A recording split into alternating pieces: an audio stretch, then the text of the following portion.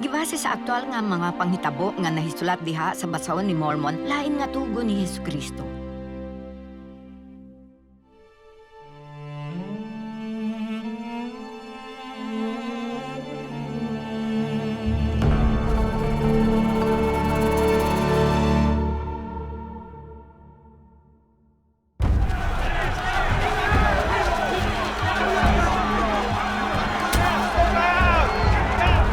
Palayasa siya, di mo to sa imong ginuwang nga mga tradisyon. Ikaw dili ang propeta.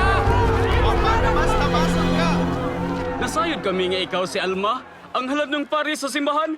Kami dili mo to ni anang binuang nga mga tradisyon. Ikaw mitugyan sa hukmanan kang ni Faiha.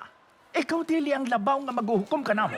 Biyanhi ako sa pagtudlo, dili mi mutuon nimo. Sumala sa balaang sugo sa Dios, diin ako gitawag. Dili kami sakop sa imong simbahan. Palayasa siya. Layas! Sa awa diri! Palayo diri lugara!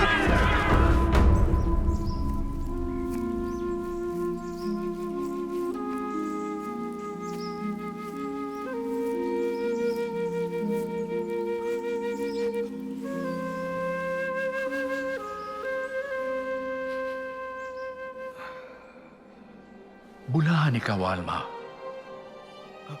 Busa, hangad og pagmaya. Kay ikaw nagmatinud-anon sa mga sugo sa Dios gikan sa panahon nga nakadawat sa unang mensahe gikan kaniya. Tanawa, ako ang naghatag niini kanimo. Gipadala ako sa pagsugo kanimo nga ikaw mobalik sa amunaya ug musangyaw pag-usab sa katawhan sa takbayan. Sultihi sila nga gawas kung sila maghinulsol ang Ginoong Dios mulaglag kanila.